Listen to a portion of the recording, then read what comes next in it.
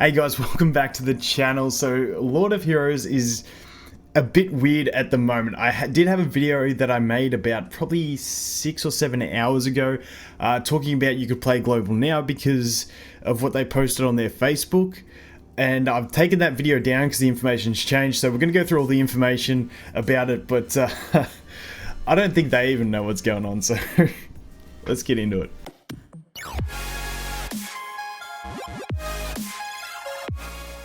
Okay, so the previous video that I took down, I'll give you a recap. I was talking about this where someone asked, would I be able to transfer the server if it launches globally? I think I'm on Korean right now. And the response from Lord of Heroes was, Lord of Heroes will be having a global one build service.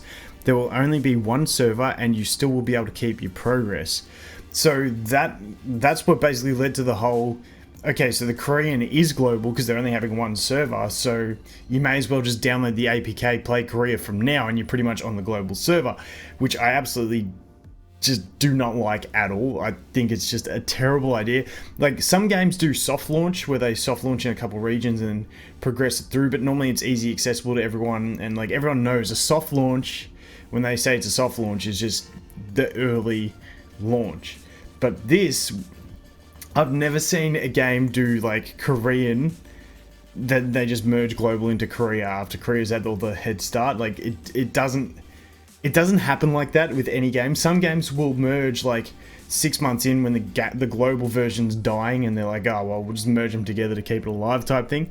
But yeah, so that sucked. But then about an hour after I did my video, we got this post. It is true that Lord of Heroes will be service based on a global one build server. However, you don't have to worry about this. Players who join the game after the global launch will be joining global PvP server that they will be competing with players within the global battle server. Until that's supposed to be only. There's a lot of typos and I feel like there's a bit of translation stuff going on, but it's like, no, it'll be a one build server, but you'll only be competing with players in the global server. So to me, there's two servers. I don't think they know what's going on. I don't know, but it just I'm honestly confused because they say it's one server, but PvP is on a separate server, and it says anyone who joins the game after global launch. Does that mean Korean players who want to play on the Korean server who join after global launch can't get back to that server, so that's like a dead server? I really don't get it. I really don't get it. Or is it, I feel like it has to be two servers. They're saying it's on a separate server, so pretty much, whoops, I just dropped something, my bad, professionalism. But what I'm trying to say is, like, don't go ham on the APK. Don't download the APK and go ham on the Korean server, because it looks like there's going to be a global server. That's the way I'm reading it, even though they say it's a one.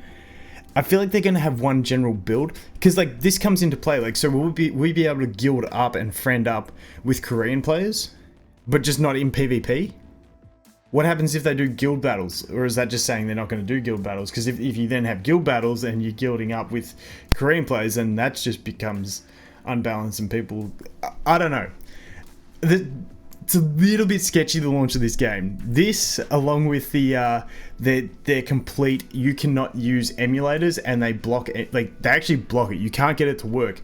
There was a stage early on when you could get it on like an old version of some of the emulators, but they've even blocked that somehow. So you can't play this on an emulator, even though, and you can't. They don't know what's going on with the servers. So we'll see what happens. I was considering the idea of actually just playing through my account, but now that they've said this, I'm just going to leave it and wait for global. So if I put that off, we can have a look at this now.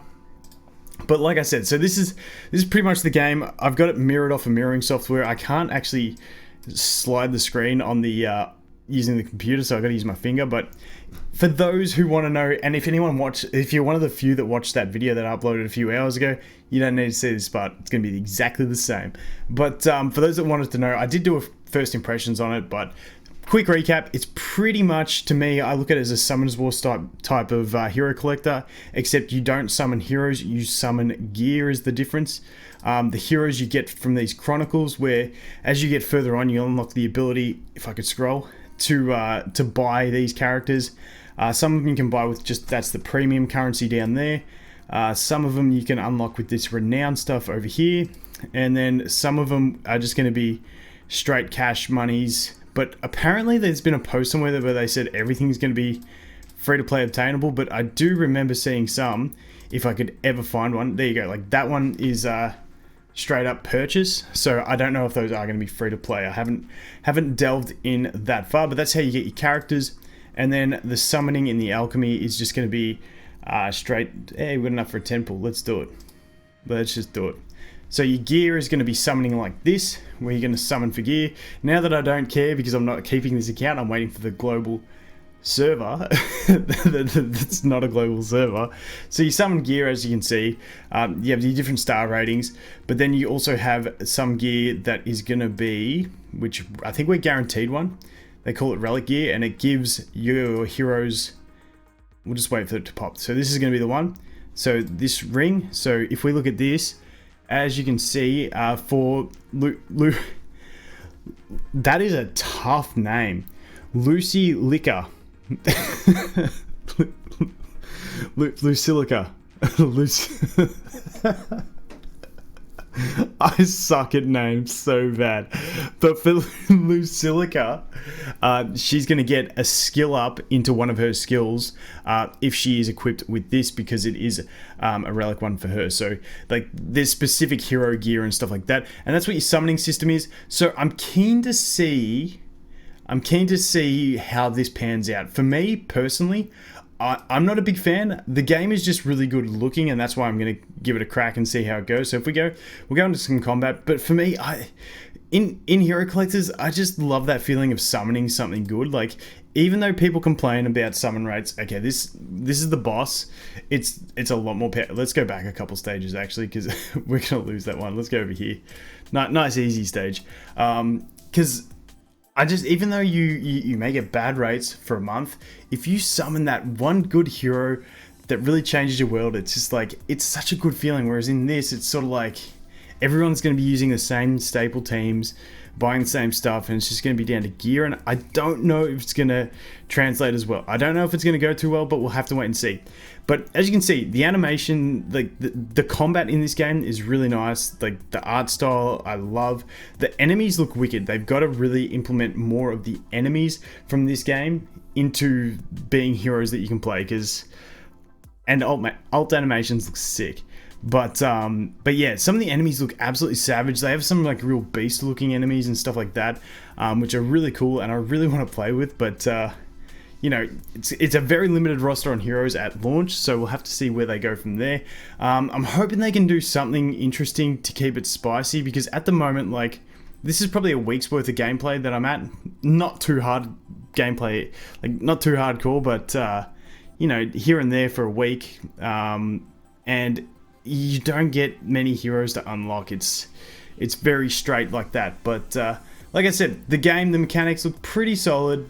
The art looks sweet, so we'll give it a crack. We'll probably start getting some more videos out. Like, look at those dudes with the rocket launchers on their shoulders. They're wicked. They're wicked.